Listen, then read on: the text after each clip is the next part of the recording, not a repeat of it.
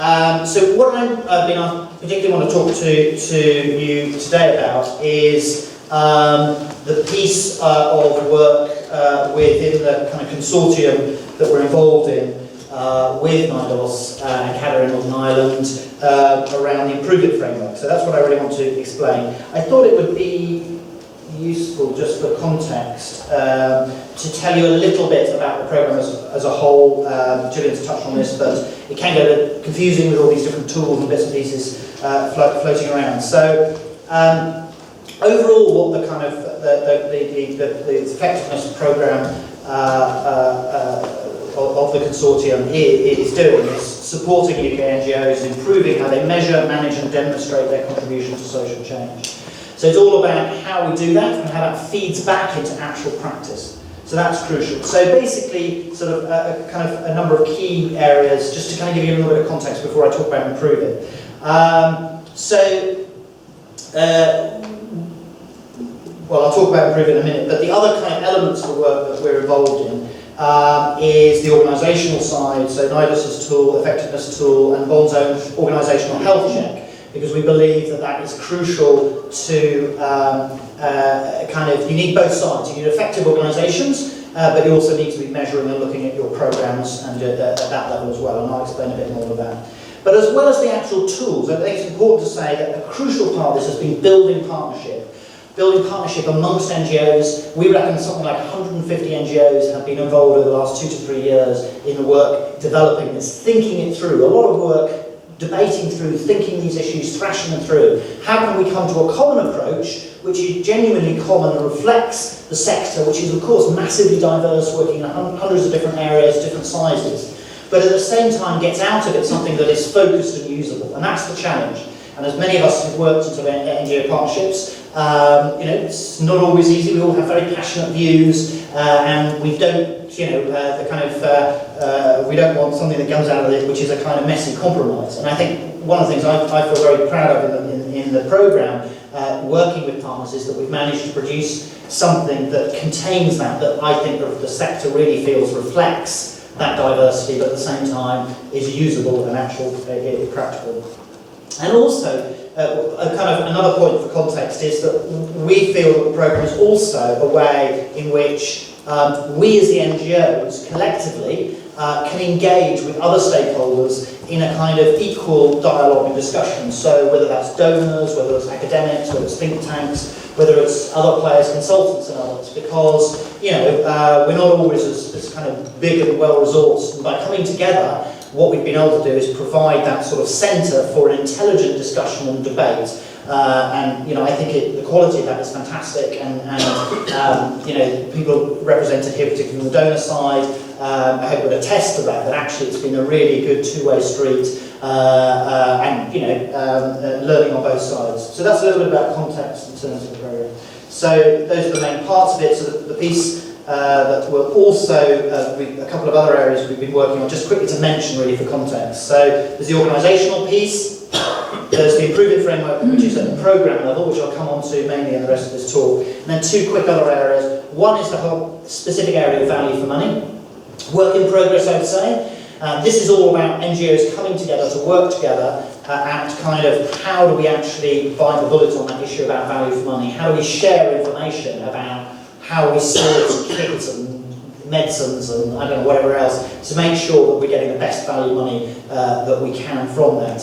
I think we've made some good progress in terms of kind of thrashing those issues out. It's very, very difficult. I think that's a kind of whole other level of trust and whatever, and people start sharing their information on that. So that's definitely something we continue to committed to working on. And the other area is looking at kind of what we call the NGO evidence principles. So this is kind of set of principles which is looking at what constitutes good, sound evidence that again reflects the NGO point of view. So beyond, so sort of looking at a whole set of key principles about how we involve people, participation, all those sorts of things, about to kind of guide what constitutes good evidence. So that's another piece. We've brought that down into a sort of set of principles that's actually out there at the moment, and so it's accessible. We've got some organisations that are kind of looking at how they apply that inside their organisations right now. If you'd like to be involved in that, do get in touch. and then we'll kind of come back and refine it. So that's just by way of context. And this is just a sort of selection of some of the organisations that have been involved, contributing to the programme. And I think what's great is that even large organisations who have probably had a whole M&E infrastructure themselves have been engaged, contributing to this programme, and have taken things away. So even if they're not sort of saying, yes, we'll take this tool or that tool and kind of implement it completely in the organisation, often they were drawing on that to influence and develop their own. So, and then just kind of giving you the overview of how we see the kind of big picture in terms of the key components of the programme. So the piece at the bottom there of the base of the triangle, the sort of organisational effectiveness piece. You know, putting it simply, if an organisation is not as fit for purpose, is not fit for purpose, or kind of got all those kind of leadership, culture, systems piece, it's always going to struggle to deliver effective programs. It's going to hamper the delivery of those effective programs. So it's quite clear to us that we needed attention on that. At the same time, you need also kind of robust practical approaches to measuring effectiveness of particular programs, and that's the improvement framework that I'll talk about, and then value for money. So those three components we see as the kind of key overall architecture, if you like, of driving development effectiveness, and why we're looking at all those areas, and that's just to give you a context. So I don't want to talk to you mainly today about the improvement framework. So what is it? Well, it's basically what we were set out to do is to work collaboratively with NGOs to produce a common tool for improving how UK NGOs measure, learn from and demonstrate outcomes and impact. It's also a way of bringing together learning and thinking. So we clearly in the discussions we had amongst NGOs, what people were looking for was sort of a practical tool that they could apply to their own organisation to help them kind of set the framework for them doing robust kind of M&E and effectiveness work. And they also wanted something that would kind of read back into the organisation a clear kind of track of how their impact was evolving and what implications that had for their practice. And so this basically are what we have flower on the left there, or right if you look at it. I'll talk to you a little bit more about that in a minute, but that's really the approach. I think it's important just before we go into the details to sort of say what the framework is and isn't. So what we didn't want to do and wasn't realistic is that we had sort of one rigid tool that was kind of here it is, everyone has to apply this, there's no flexibility, because for a collective kind of approach, that was going to be the death knell. We needed something that was kind of a framework that could genuinely work as a common approach, which we hope, as it's more and more applied, the benefits of that common approach, both for NGOs but also for funders, will take. There's a kind of common framework, but it also needed flexibility to kind of encompass all the very different organisations and different areas that we're covering. So it's not just a single way. It's about encouraging greater harmonisation and consistency. It's not like a sort of off-the-shelf thing where you just pick it off, button the numbers in, and woo, out the other end comes your results. It doesn't work like that. You do have to kind of work at it. You have to fill the framework with your own particular kind of programme. But I hope that's also a big selling point, because it means that we're not coming and dictating through a set of indicators, you know, this is effectively the work you should be doing, sort of thing, because you know that work best. On the other hand, it doesn't claim to have every indicator and every tool in there. So we've tried to keep the balance, and as you can imagine, the negotiations, discussions around this, that's not an easy tool. It's to have something that has that breadth, but at the same time isn't every indicator in the world you could possibly get in education, because that's going to become kind of unmanageable. Our reckoning is that if you see something like 60% of your organisation sort of reflected in the indicators and the approaches that are there, that's good to go. You don't have to use every single one. It's a kind of, there's a sort of menu, smorgasbord type approach, but within a kind of a carefully disciplined smorgasbord with its different areas, as I'll explain. So it is a collective resource, and I feel, you know, as an organisation that brings together as a network, I think we as a sector should feel really proud of the progress that we have made. It ain't easy coming together on something like this. It's, you know, everyone's got their particularities and so on. and that we've got as far as we have, and I'm confident we will get further. I think it's a real tribute to our sector that organisations small and large have kind of opened themselves up and have shared things, and as a product of that, we've got tangible benefits out the other end. It's about developing shared approaches. It's about providing organisations with the tools to be able to tell a more robust story to their beneficiaries, to donors, to their supporters. And we hope it's pretty practical and simple, and it will be very shortly when it's finished. I'll tell you about that. A kind of online tool that takes you step by step once you understand the approach. So, where does it fit in? I mean, basically, without going into all the detail here, it's not aiming to cover the organisational piece, that's covered elsewhere. It's not aiming to be a kind of all singing, all dancing, everything from identifying need and sort of strategic planning. It fits in that kind of middle piece. You have to kind of focus down on what the problems are, what your vision and theory of change is, who you're working with and so on. But when it comes to kind of trying to nail that down into concrete outcomes, what indicators and tools are you going to use to assess that, and what principles are you going to use in terms of the evidence that you collect, that's where Improve It can help you, and it'll give you results out the end, which will then help you reflect and learn. You then have to kind of do the work. And of course, that's always a true point. You can have the most brilliant M&E, fantastic reams of consultants doing everything for you. You get all that evidence, you can actually do something about it. It doesn't help you. So how does it actually work in practice? So this is basically the kind of our lovely flower. We think it's a thing of beauty, reflecting all the work that's gone into that. So it basically looks at different sectors, different areas that you would work in, and also different approaches. So on the outside are the kind of sectors that we currently have under scrutiny, under development. Of course, there are others that could come on stream, but it's pretty broad. So education, infrastructure, empowerment, environmental sustainability. We will be bringing on other areas like, sort of in the pipeline, things like advocacy, which has a whole other set of kind of challenges. So, but those are the ones we're working on at the moment. And then what we feel are the kind of, from all the work that's been done and agreed with NGOs, what are the broad approaches that NGOs take to tackling those issues? Advocacy work, service delivery, community mobilisation, capacity development, public support, all those kind of broad headings, different programmes that might try to solve a particular problem in education one way or the other, or some combination of those. And so this is why it's a framework, if you understand. It kind of gives you a rational kind of logic to kind of approaching through that, which I think hopefully will save you time as well. So just to kind of dig into one area, like just to take the example of education. So what you'll then say, right, okay, we're working in education, let's dig under these other areas. Sorry, I don't think you need to read all the details there. But on those different areas and approaches, you might look at those and say, okay, what are the outcomes that we're aiming to? So if you just, we'll do this. So looking, I think actually,